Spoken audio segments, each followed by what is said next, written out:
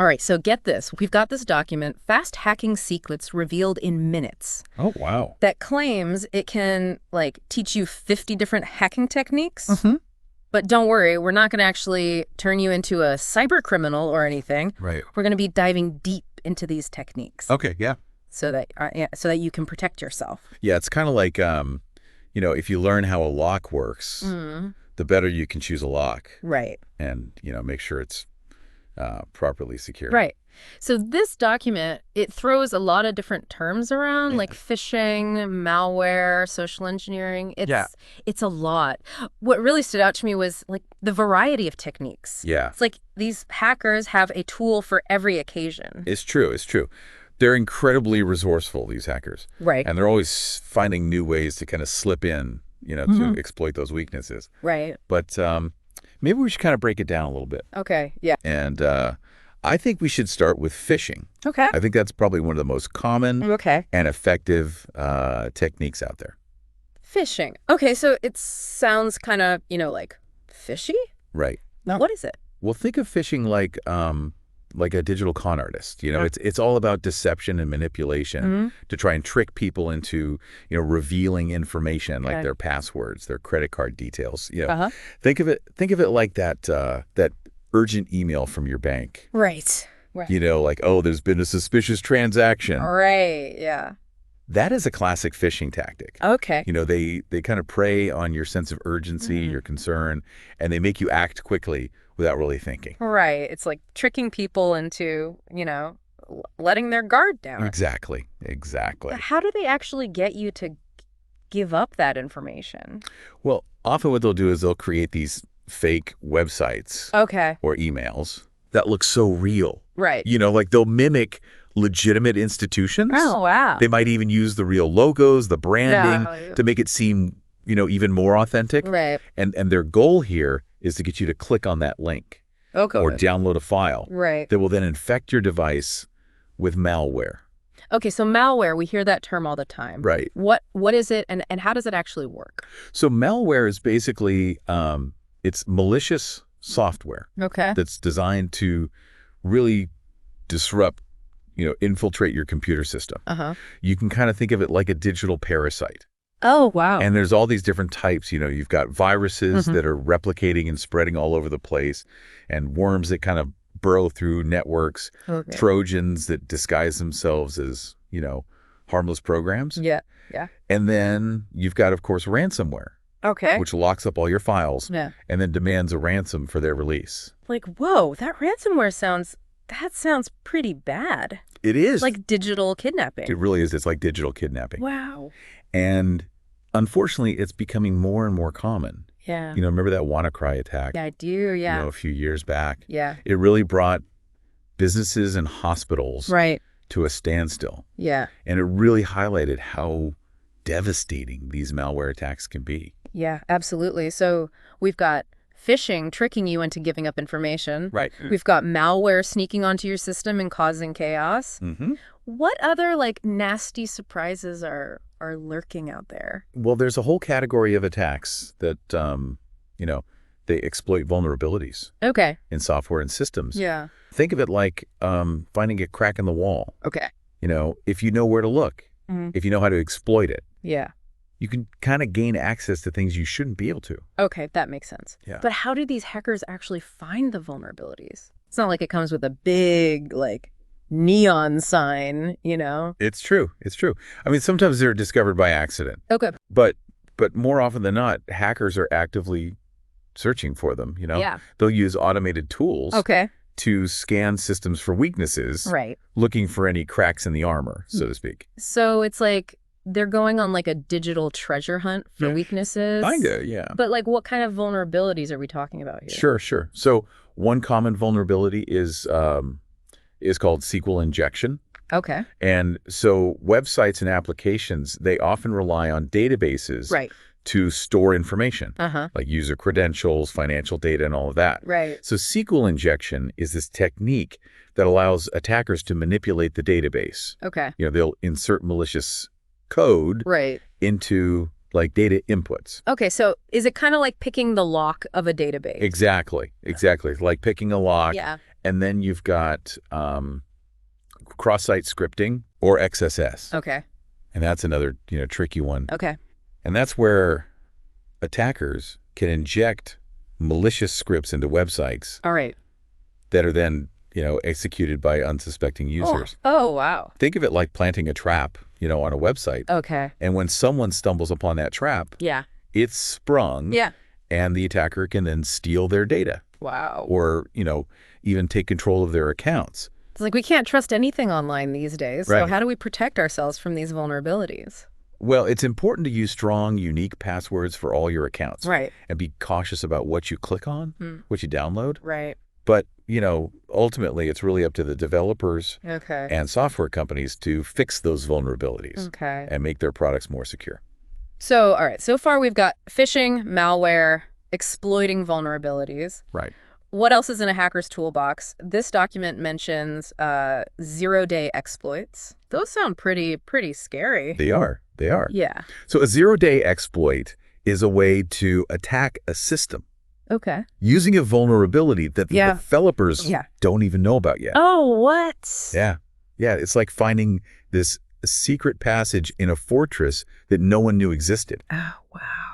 And so, those software developers, they're scrambling, trying to, patch it up. Right. But, until they do, that system is wide open. That's terrifying. It's like playing a game where the other player knows all the cheat codes. Right. And you're just trying to keep up. So how do they find these zero-day exploits? It seems impossible, like finding a needle in a haystack. It does take a lot of skill and a lot of resources to discover these zero-day exploits. Yeah. I mean, sometimes they're found by accident. Okay. But often, they're the result of some really dedicated research and analysis, by security researchers or, unfortunately, by malicious actors. Right. So it's a constant race against time. It is. The developers are trying to patch the vulnerabilities before the hackers can exploit them. Exactly. It's a race.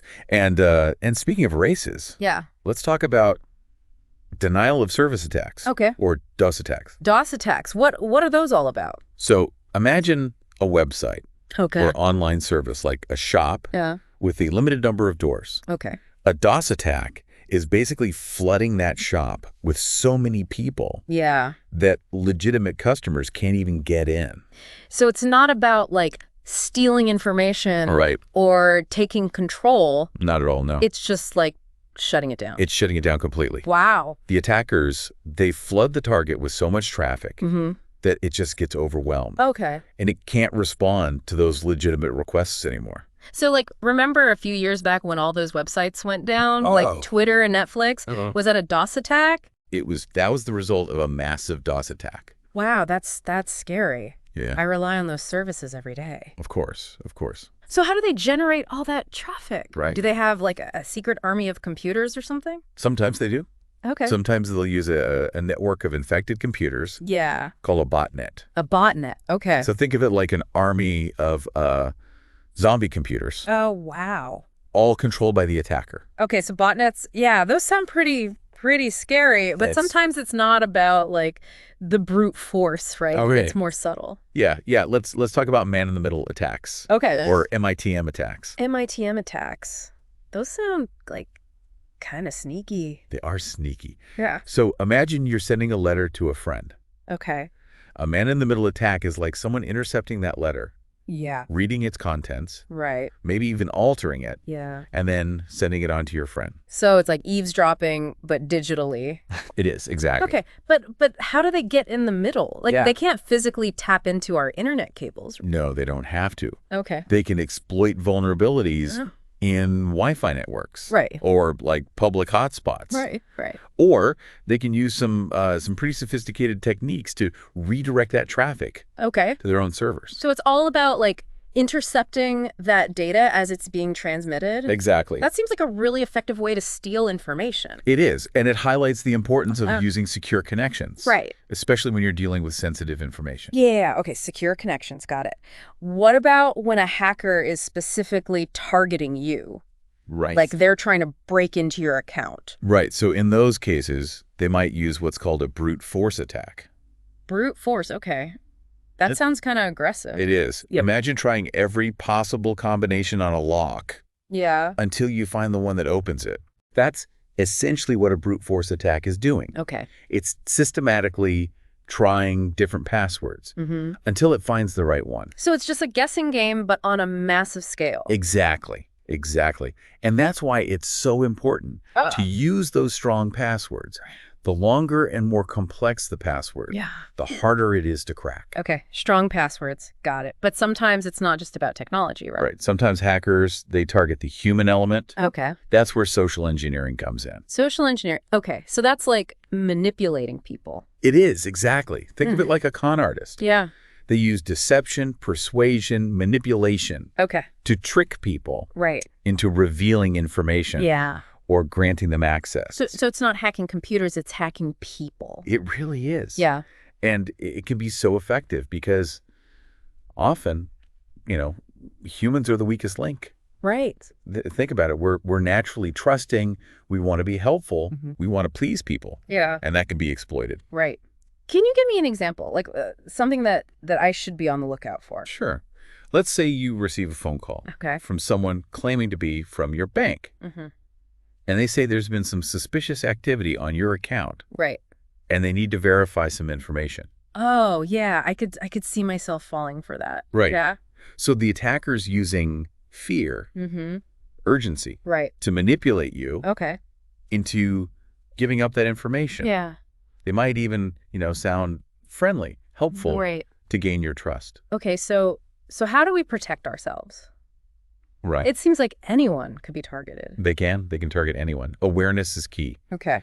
Just be skeptical of unsolicited requests for information. Right. Verify their identity. Never give out sensitive details. Yeah. Unless you're absolutely sure Okay. that it's a legitimate source. So it's all about being cautious, thinking twice. Exactly. Before you give out any information. Right. And now let's move on to another type of attack. Okay. That specifically targets our passwords. Okay. Password attacks. Didn't we already talk about that with like the brute force attacks? Yeah, so brute force is just one type of password attack. Okay. There are other techniques that they can use. Like what? So there's something called a dictionary attack. Okay. And that uses a list of common words and phrases to guess your password. So it's like going through the dictionary until you find the right word. Exactly. And then there are credential stuffing attacks, which use lists of stolen usernames and passwords. Oh, wow. From other websites to try and access your accounts. So if I use the same password for, multiple accounts. Right. And one gets hacked. Yeah. They can then use that password to try and get into all my other accounts. Exactly. Which is why it's so important. Right. To use unique passwords for every single account. Yeah. Okay. Unique passwords for every account. Got it. Yeah. But let's say like a hacker does steal my password. Right. Isn't there like a way to protect it, like encrypt it or something? Right. So websites and services, they typically store your passwords using what's called a hash function. A hash function. Okay. What is that? Think of it like a blender. Okay. You put your password in. Yeah. And it gets chopped up and mixed around into this completely different looking string. So even if they steal it, they can't actually read it? That's the idea. Yeah. It's supposed to be one way. Okay. But unfortunately, hackers have developed tools and techniques to try and reverse that process. Oh, no. And figure out the original password. So even hash passwords aren't completely safe. Nothing is completely safe, unfortunately. Right. In the world of cybersecurity. But, strong passwords, unique passwords, that helps. Okay. Makes it much, much harder. All right. Strong, unique passwords are a must. I'm getting that. Yes. What else is in their arsenal? This document mentions ransomware. Oh, yeah. That sounds pretty terrifying. Ransomware is, it's a nasty type of malware. Okay. And it encrypts your files. Okay. Making them inaccessible. So they're like holding my data hostage. Exactly. They're holding your data hostage. Yeah. And they demand a ransom. Yeah. Usually in cryptocurrency. To decrypt those files. What happens if you don't pay? Well, your files stay encrypted and inaccessible. Okay. And sometimes, even if you do pay, there's no guarantee they'll actually decrypt them. So it's a lose-lose situation? Pretty much. Wow. That's why backups are so important. Right. So if you get hit, you can restore your data. Okay. And you don't have to give in to those demands. Okay, backups, got it. Anything else about ransomware? Yeah. Any like specific examples? Well, a few years ago, there was this major ransomware attack Okay. that targeted this pipeline company. Right. Caused huge fuel shortages. Yeah, I remember that. So Yeah. it was a big deal. It was, and it just goes to show Yeah. that critical infrastructure Yeah. is vulnerable to this as well. Yeah. And, ransomware attacks are becoming more and more common. Right. They're targeting businesses, Yeah. organizations, individuals. So we really got to be careful out there. We do. This document lists 50 different hacking techniques. I know, it's a lot. You've only scratched the surface. We really have. I know it's a lot, but we've only just kind of scratched the surface here. Yeah, it really is a lot to take in. Yeah. But it is kind of empowering, you know? It is, yeah. Like, knowledge is power. Absolutely. The more you know, Yeah. the better you can defend yourself. Exactly. So let's talk about defense. Okay, yeah. Like, how can we protect ourselves from all these digital threats? Right. Is it enough to, just have antivirus software? It's a good start, but it's not like a silver bullet, it's Right. not gonna solve everything. Okay. Think of it like Yeah. locking your front door. Oh. It's a basic security measure, Mm-hmm. but it's not going to stop a determined intruder. Right. You need multiple layers of defense. Okay, layers of defense. I like that analogy. Yeah. What else can we do? Well, one of the most important things is good password hygiene. Okay. Strong passwords. Yeah. Unique passwords for every account. Right. Don't reuse them. Okay. And think about using a password manager Okay. to help you, manage all that. Oh, right. Keep them secure. Okay. Strong, unique passwords. Check what else? Be cautious about what you click on, Right. what you download. Okay. Don't open attachments Yeah. from people you don't know. Right. Be wary of suspicious emails, Okay. messages, Right. trying to create that sense of urgency or fear. So basically, don't click on anything that looks even a little bit sketchy? Pretty much, yeah. Yeah. Okay, got it. And keep your software up to date.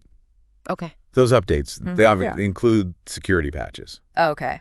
So all those annoying notifications, they are important. Okay, so they actually are important. They are. Yeah. They are. Think of it like, getting your car serviced Right. might be inconvenient, Yeah. but it keeps things running smoothly. All right, so update. Update. Exactly. Okay, what else? Be aware of the risks of public Wi-Fi, Okay. public hotspots. Yeah. Those can be breeding grounds for hackers. Right. If you have to use it, make sure you're using a VPN. Okay. A VPN, what is that? So a VPN encrypts your internet traffic, Okay. which makes it much harder Yeah. for those hackers to intercept. So it's kind of like sending your data through a secure tunnel. It is, yeah. Okay. Kind of like putting on a digital disguise. It masks your IP address, Okay. makes it look like you're browsing from somewhere else. Okay. That's pretty cool. Yeah. Anything else we should be thinking about? Yes, back up your files. Right. Back up your files regularly. Right. That way, if anything happens, Right. you can restore your data. Okay, backups. Got it. Got it. I think I'm starting to get the picture here. Okay. It's not about just one thing. It's about being aware Yeah. and taking those steps to protect yourself. Exactly. Yeah. Security is an ongoing process. Right. It's not a destination. Right. It's all about developing those good habits Yeah. and just staying vigilant. Okay, so be aware, be cautious, Be proactive. be proactive. Yes. I think those are some good takeaways from this Yeah. deep dive into, hacking. I agree. And remember, knowledge is power. Yes. The more you know about the threats, Right. the better prepared you are. Well, that is definitely a lot to think about. It is. I want to thank you for joining us on this journey into the world of hacking. Oh, it's been a pleasure. It's been fascinating, informative, and maybe a little bit scary. A little scary. Yeah.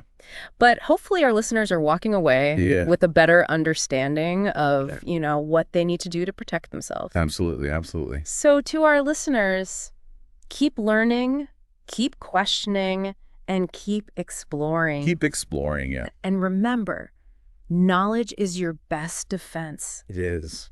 Until next time, stay safe out there.